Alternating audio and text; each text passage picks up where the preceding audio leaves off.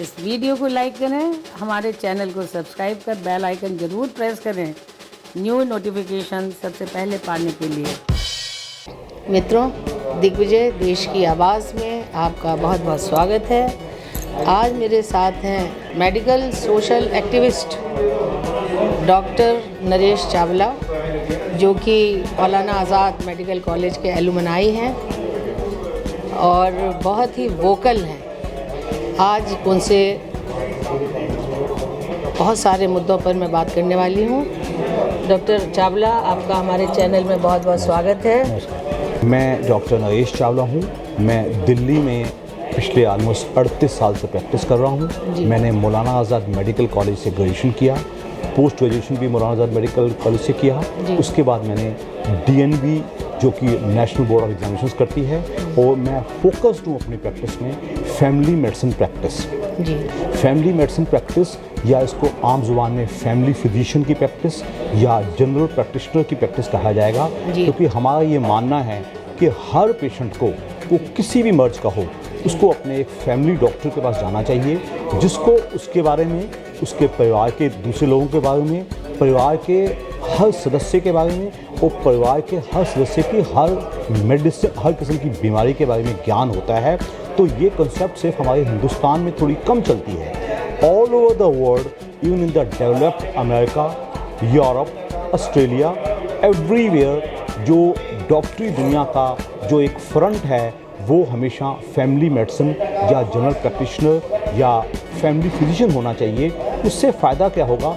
एक medical person आपकी पूरी हिस्ट्री जानता है, उसके बाद स्पेशलिस्ट का नंबर आना चाहिए या सुपर स्पेशलिस्ट का, depending on which ever disease या विच एवर बीमारी रिक्वायर्ड। ये किसी भी देश के हेल्थ केयर डिलीवरी सिस्टम में एक बहुत इम्पॉर्टेंट अंग हो सकता है, और मेरे विचार में ऐसा हिंदुस्तान में भी अच्छे से लागू हो जाए तो मुझे लगता है कि apart from government medical care, private medical care बहुत ज़्यादा ऑर्गेनाइज भी हो पाएगी और किफ़ायती भी होगी, और सब लोगों में, गाँवों में और शहरों में पहुँच भी पाएगी। डॉक्टर साहब, आजकल लोग बहुत परेशान हैं कि अंगूठे का डॉक्टर अलग, नाखून का अलग, उंगली का अलग, हाथ पंजे का अलग, तो इससे उनको लगता है कि हमारा खर्चा बहुत बढ़ गया और हमें जगह जगह भटकना पड़ रहा है। उसी के लिए जो कॉन्सेप्ट है जनरल प्रैक्टिशनर या फैमिली फिजिशियन या फैमिली मेडिसिन स्पेशलिस्ट, वो ये कॉन्सेप्ट बहुत कारीगर है और इवन इंडिया में भी बहुत फास्ट पिकअप कर रही है, और विदेशों में ये पहले ही चल रही है। मेरे विचार में इस चीज़ को गवर्नमेंट को प्रमोट करना चाहिए हर लेवल पे, ताकि कोई भी मरीज पहले हमेशा अपने फैमिली डॉक्टर या फैमिली फिजिशियन के पास जाए, और वो उसको बताएगा कि उसको किस पर्टिकुलर स्पेशलिस्ट के बाद इसके बाद जाना है। जी नहीं डॉक्टर साहब, ये पहले तो मेडिकल प्रैक्टिशनर्स बहुत, मतलब फैमिली मेडिकल प्रैक्टिशनर्स बहुत होते थे। अभी कुछ सालों से बहुत ज़्यादा स्पेशलाइजेशन का वो हो गया है। उसकी वजह मैं आपको बता दूं, जो ये समहाउ बड़े शहरों में, जैसे कि मेट्रोपॉलिटन सिटीज़ में दिल्ली, मुंबई, कलकत्ता और बेंगलुरु में, हमने अक्सर नोट किया है कि एक स्पेशलाइजेशन वर्ड बहुत कैचअप कर गई है। हर बंदा, हर मरीज अपना फैसला खुद कर देता है। उसको दिल में हल्का दर्द हुआ तो बिना किसी से पूछे समझे सीधा वो कार्डियोलॉजिस्ट को चला जाएगा, विच इज़ रॉन्ग। मेरे विचार में, जैसे कि मैं पहले बोल चुका हूँ, कि एक सेंट्रल डॉक्टर, एक ऐसा डॉक्टर जो आपके पूरे मर्ज को, पूरे शरीर को, पूरी फैमिली को, परिवार के सब मर्जों को समझता है, वो पहला होना चाहिए। क्योंकि ग्लैमर ऑफ स्पेशलाइजेशन इतना ज़्यादा हो गया है, इवन यंग ग्रेजुएट्स वो उठते ही सीधी बात करेंगे, मुझे स्पेशलिस्ट बनना है। तो लेकिन it is for the government to streamline. आपने बिल्कुल ठीक कहा मैडम, कि पहले तो हर पड़ोस में एक डॉक्टर बैठा होता था, वो आपको देखता था, वो बड़ी आसानी से और बड़ी किफ़ायती तरीके से और बहुत ही कम इन्वेस्टिगेशंस के साथ आपको ठीक कर देता था। अब चूंकि ग्रेजुएट्स भी ये सोचते हैं कि हम सीधा स्पेशलाइज करेंगे, सुपर स्पेशलाइज करेंगे, उनकी इज्जत, उनकी फीस बहुत ज़्यादा होनी शुरू हो गई है। तो ये कॉन्सेप्ट एक बहुत ही महंगी कॉन्सेप्ट भी है। हमारे यहाँ जनरल प्रैक्टिशनर्स की ज़रूरत भी है और स्पेशलिस्ट की ज़रूरत है, लेकिन हमारे विचार में 70% of elements of the body can be managed by ये फैमिली फिजिशियन और ये general practitioner only. It is only for 30% of the elements हमें स्पेशलिस्ट की ज़रूरत है या हॉस्पिटल की ज़रूरत है। आप देखिए, हर इंसान सोचता है कि मुझे कुछ हुआ है, उसको चाहे छोटा मर्ज भी होगा, सीधा वो कॉर्पोरेट हॉस्पिटल में चला जाएगा, फिर बाद में शो जाएगा जी मेरा खर्चा बहुत हो गया। तो इस चीज़ को गवर्नमेंट को प्रॉपर गाइड करके, प्रॉपर सपोर्ट करके पूरे हिंदुस्तान के मेडिकल सिस्टम को स्ट्रीमलाइन करना पड़ेगा। वो लोगों के लिए किफ़ायती भी होगा और फ़ायदेमंद भी होगा। डॉक्टर साहब, आप तो बहुत सारी संस्थाओं के हेड रहे हो और अभी भी आप एक्टिव हो।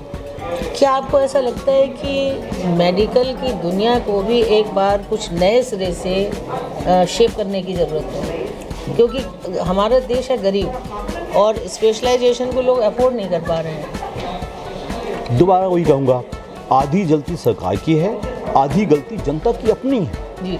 जो यंग पेशेंट्स आ रहे हैं, मैं देखता हूँ 25 साल का एक कंप्यूटर एग्जेक्टिव है, उसको सीधा ही सोच आती है कि मैं स्पेशलिस्ट से बच जाऊँ। It is the glamour of specialisation which pulls them, which is wrong. This is the glamour of money और कैरियर। दोनों। It is money also.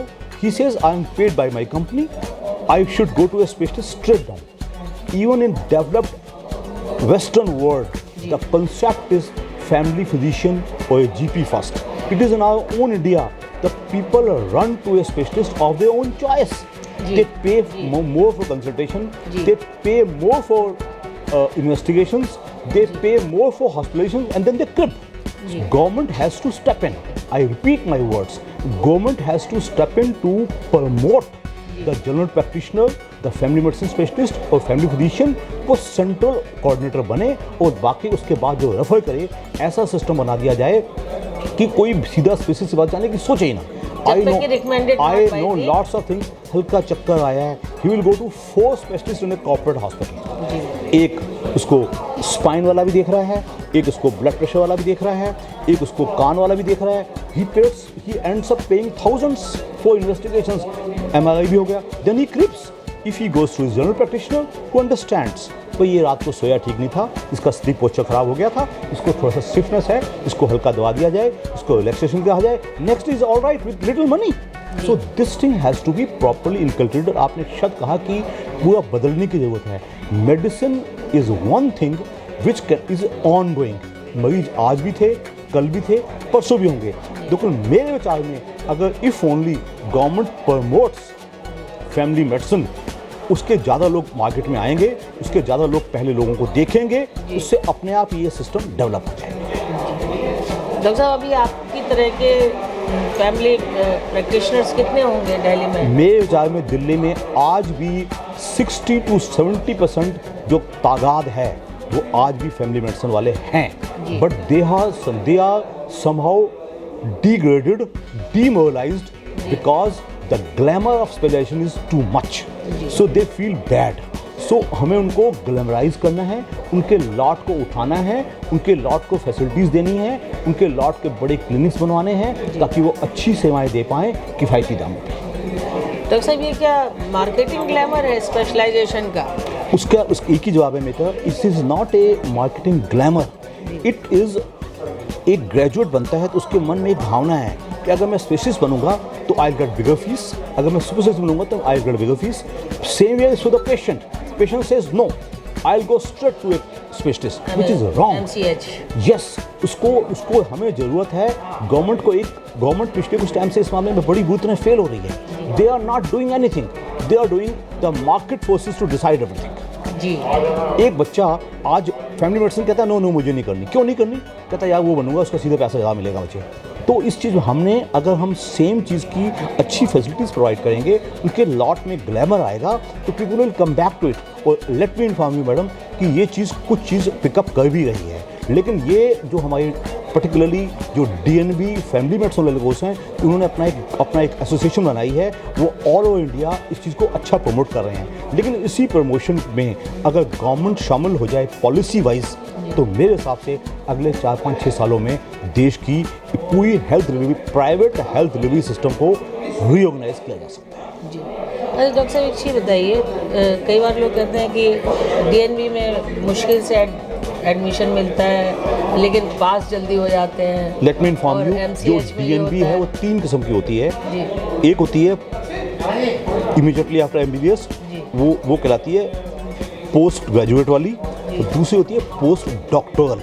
तो MCH की वो अलग है, वो सुपर स्पेशलिस्ट वाली है। सो 2 किस्म की, वो एक पोस्ट MBBS वाली होती है। तो इट इज़ DNB, जैसे MD या MS होता है उसका भी DNB होता है, और DNB पोस्ट MS वाला जिसको हम जो MCH के या DM के इक्विवेलेंट होता है वो भी होता है। वो जैसे गैस्ट्रोएंटरोलॉजी में MCH ज़्यादा बड़ा है? नो नो, MCH सीधा कोर्स है।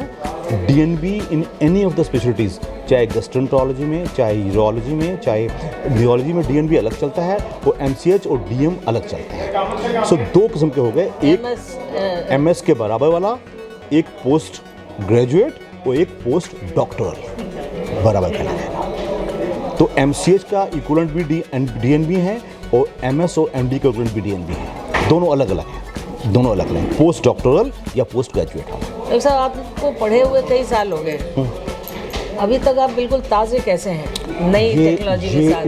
It is your love for patients, it is your dedication for patients, it is your effort to give the best to the patient. Even today one has to be true.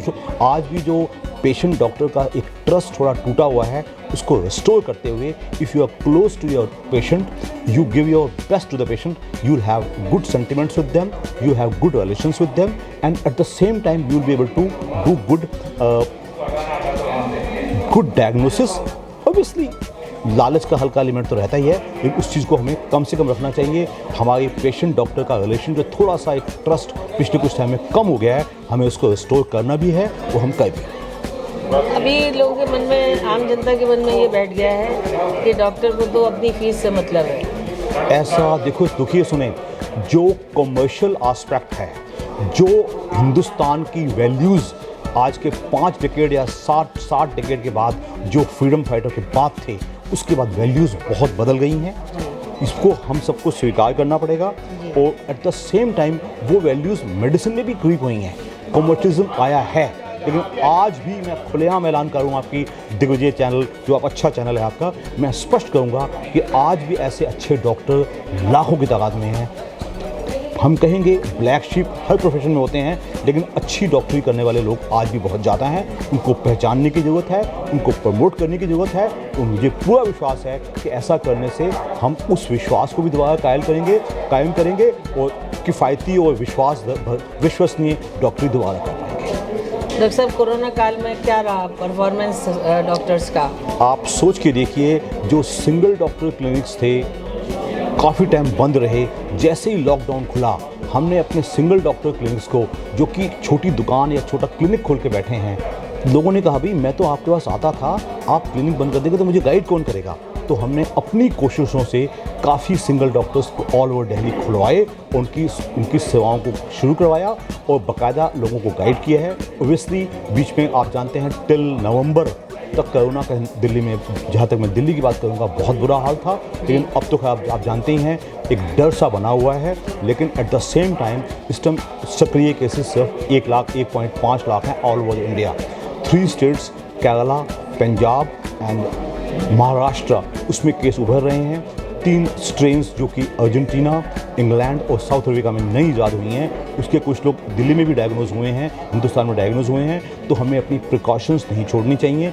डर अभी बना हुआ है। Vaccination का round चल रहा है, almost 1 crore 8 lakh लोग वैक्सीनेट हो चुके हैं। और दिल्ली में भी हम कहेंगे अच्छी खासी तादाद, जो कि शुरुआत में हेल्थ केयर वर्कर्स की थी और फ्रंट लाइन वर्कर्स की, वो वैक्सीनेट हुए हैं। लेकिन अभी ये सिलसिला चलेगा। लेकिन one thing is sure, do not think that the corona is over, do not think that corona will be over soon. आप अपने प्रिकॉशंस लीजिएगा, अपनी वैक्सीन लीजिएगा, and we can only hope for the best with these 2 things. तो जैसा कि हमने पहले भी कहा कि इलाज कड़ाई भी और ढिलाई नहीं करनी है। अभी दवाई अलग चलेगी, कड़ाई अलग चलेगी। ये सिलसिला कितने महीनों चलेगा हमें नहीं मालूम, but at this time India is perhaps lucky विस अमेरिका एंड यूरोप, जहाँ भी लॉकडाउन चल रहे हैं। और अमेरिका के केसेस आज भी सबसे ज़्यादा हैं, 2.8 करोड़। इंडिया तो अभी 1 करोड़ भी क्रॉस नहीं कर पाया। तो उस हिसाब से मैं कहूँगा कि हम बहुत खुशनसीब हैं हिंदुस्तान में कि हम बचे भी हुए हैं, और हमें प्रिकॉशन रखे रहेंगे तो बचे भी रहेंगे। आप क्या कहेंगे कि जो प्रधानमंत्री जी का स्टेप रहा समय समय पे, आप उसे जस्टिफाई करते हैं? देखिए, उन्होंने इस चीज़ की थोड़ी तारीफ़ करनी पड़ेगी कि इस चीज़ को उन्होंने हेड ऑन लिया है और टाइम टू टाइम खुद भी और हेल्थ मिनिस्टर के थ्रू भी गाइड करते रहे हैं, उससे फ़ायदा हुआ है। बट आप मत भूलिएगा, अभी तक हम वैक्सीन लगा पाए हैं 1,08,00,000। This is not even 0.7% of Indian population, तो अभी long way to go. Where is the hitch? Why There is no this hitch. is slow? This is no hitch. It is the vaccine production. अच्छा। Vaccine कितनी बनी है, कितनी बार आप जानते हैं, अभी तक 2 ही वैक्सीन हैं। एक ऑक्सफोर्ड वैक्सीन है, कोविशील्ड है, दूसरी कोवैक्सीन है। दोनों की प्रोडक्शन चल रही है, इसके पास अभी वैक्सीन नहीं है। सुना जा रहा है Sputnik vaccine doctor Reddy's lab के साथ बना के आने वाली है, लेकिन इतनी हमारी अभी हमारी इतनी खपत कैसे बढ़ा सकते हैं, उसकी लॉजिस्टिक्स होती है, लगाने वाले चाहिए, क्लिनिक्स चाहिए, प्लेसेस चाहिए। It is not that easy. अभी प्राइवेट डॉक्टर्स को इसमें ऐड कर रहे हैं, उनके क्लिनिक्स को जोड़ रहे हैं? अभी नहीं जोड़ा जाएगा, उसके लिए स्पेशलाइज्ड प्लेसेस हैं। अभी भी दिल्ली में जितनी जगहों पे लग रहा है, उसमें कुछ प्राइवेट हैं, कुछ गवर्नमेंट हैं।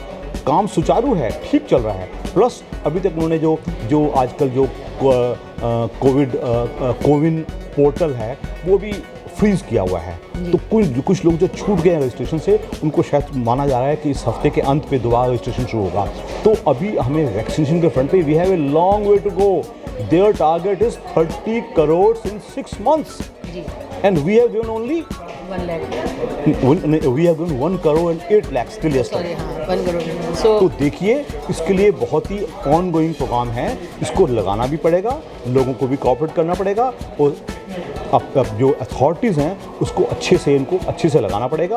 जो लोगों के भावना में एक और इसको कहा जा रहा है वैक्सीन थोड़ा सा एक उनको लोगों को थोड़े डर से भी हैं, उसको दूर करना पड़ेगा। उसके लिए हेल्थ केयर डॉक्टर्स को सबसे पहले लगाने को कहा गया। बहुत डॉक्टरों ने लगवाए हैं, लगवा भी रहे हैं। तो मेरे हिसाब से it is on going process, तो कुछ टाइम लंबा चलाना पड़ेगा, तब जाके ये मुहिम सफल हो पाएगी। जी, थैंक यू। Thank you. मित्रों, ये हैं डॉक्टर नरेश चावला जी, जो कि जितनी भी चिकित्सा जगत की संस्थाएं हैं बड़ी बड़ी, उन सब में पदाधिकारी रहे हैं। तो आज के लिए बस इतना ही।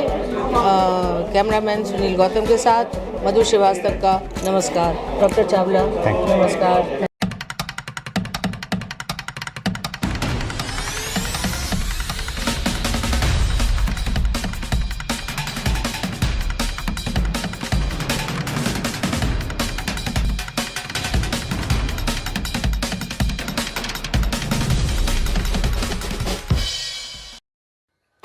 इस वीडियो को लाइक करें, हमारे चैनल को सब्सक्राइब कर बेल आइकन ज़रूर प्रेस करें न्यू नोटिफिकेशन सबसे पहले पाने के लिए।